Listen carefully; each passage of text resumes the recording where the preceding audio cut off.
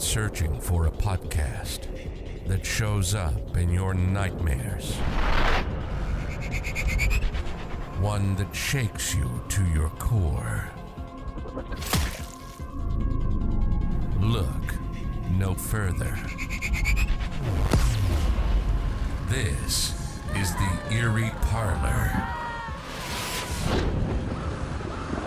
Short stories inspired by urban legends, real-life experiences, folktales, or nightmares. Take your seat and help yourself to the refreshments. Now we begin. Here's your host, Lady of the Woods.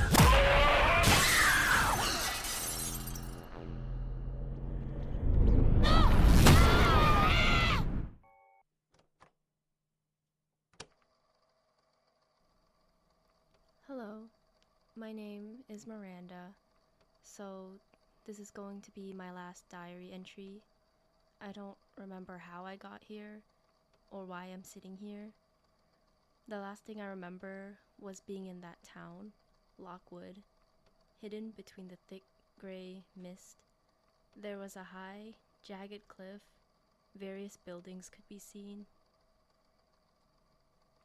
The town, with its neatly placed houses of all colors, white fences, and small boutiques, gave the idea of being the perfect place for a single mother like me to stay, if it wasn't for its utter isolation from the rest of the world.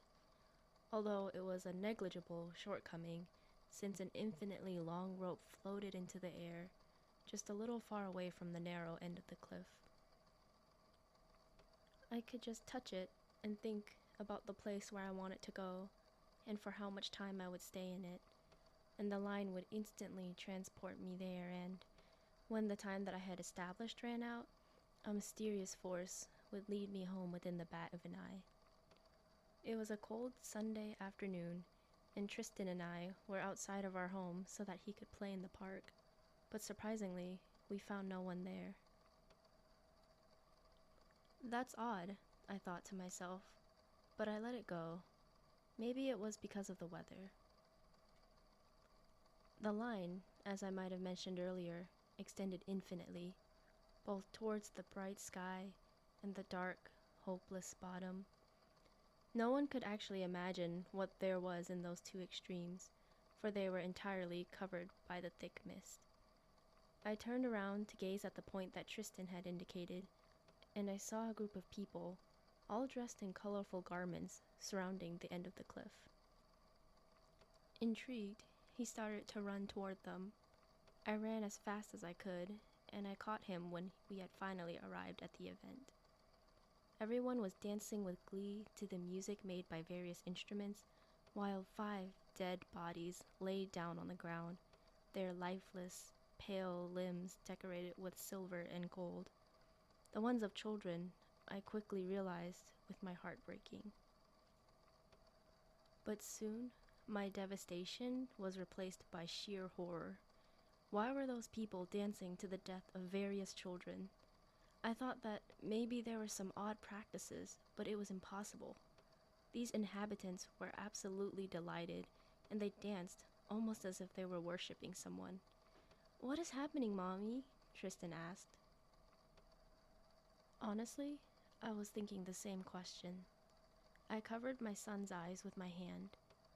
5 men came towards the bodies, and, each one of them carrying a child, they dropped the cadavers from the cliff, letting them fall into the emptiness. A surreal silence followed. Then everyone started to clap and shout the same damned sentence.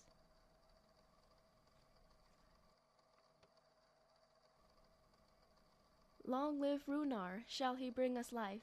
Can I open my eyes now?" my child asked, oblivious of what had just happened.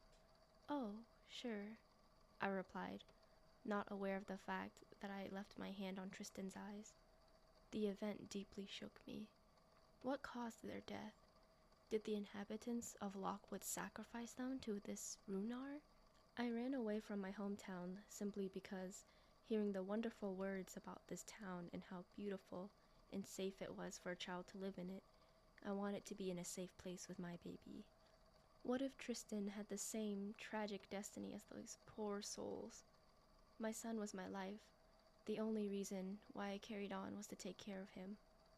If I lost him, especially in this way, I didn't know how I would act. So, the only thing left to do was to run away immediately. It's time to go, Tristan. No, wait. Can I stay for a while? I want the same jewels that the sleeping children had. Tristan, please. We will do it another time, okay? I said in a panicked, trembling voice. We started to swiftly walk away when suddenly I heard a feminine voice. Hello, newfound friends. Why are you walking away from this enlightening moment? I gulped as I slowly turned towards her, trying to stay calm and not look suspicious in her eyes. Hi, no, absolutely. It's just that my son is starting to feel sick. I made up an excuse.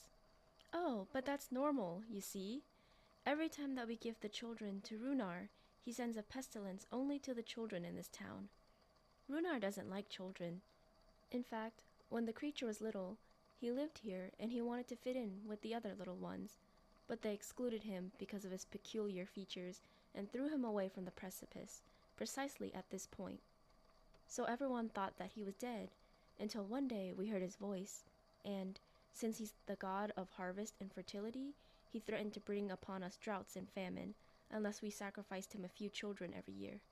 Of course, at first it was heart-wrenching, but you kind of get used to it, believe me. My eyes widened as I struggled to breathe. How could she be so calm while talking about sacrificing innocent creatures? My heart started to beat faster as I realized that my son was really starting to look white. It's only a short matter of time. He will give in too, the stranger added, gesturing towards Tristan. Mommy, I'm not feeling so good, Tristan uttered. I started to tremble uncontrollably. Do you want some sweets, baby? The mysterious woman asked, with a strange smile.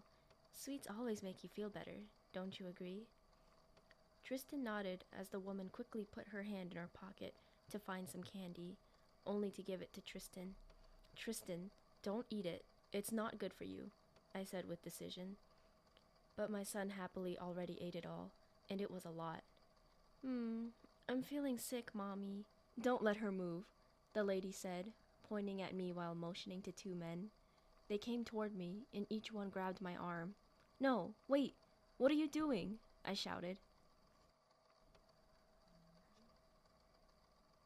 In the meantime, the lady was decorating my sweetheart with necklaces and rings of gold, and Tristan, my beautiful baby boy Tristan, was slowly dying. He was becoming paler and paler with each passing second, his eyes turning into lifeless pits. No! Please, let him go! I screamed, trying, with every strength that I had, to escape the men's grasp, but without succeeding. And, as I did that, Tristan's eyes blinked for the last time. It looks like we have a sixth one, the woman said. Throw him, she ordered the two men who were grabbing my arms. They quickly let go of me and picked up my son. Wait, no, please don't. At least let me have his body. I screamed with desperation, my legs unable to move. But no one wanted to listen to me. The rest happened in a short but infinite and memorable second. The men swiftly let my baby fall from the cliff. My state of immobility disappeared. I ran towards the end of the precipice. I watched my son fall, facing me. I couldn't say a thing, for my throat was blocked. I couldn't make any sound. I was incapable of even screaming. I watched Tristan falling further and further away from me, with each passing heartbeat, and I got numb as the oblivion that awaited my baby. But then the numbness turned into insane exhilaration, and I let out a delirious laugh. The other people did the same as they all shouted, "Long live Runar." That's when I blacked out. I woke up about 10 miles ago, and I've just been driving.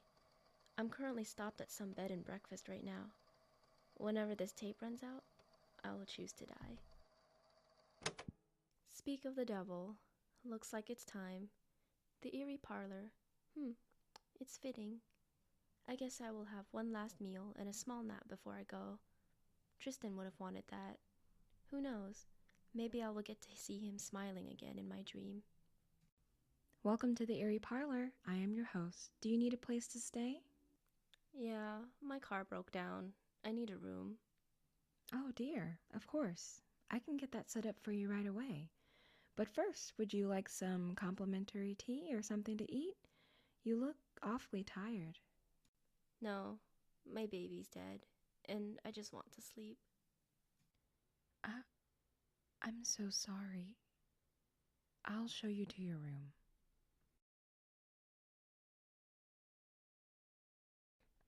Wow, I haven't had a guest that needed to stay overnight in a while.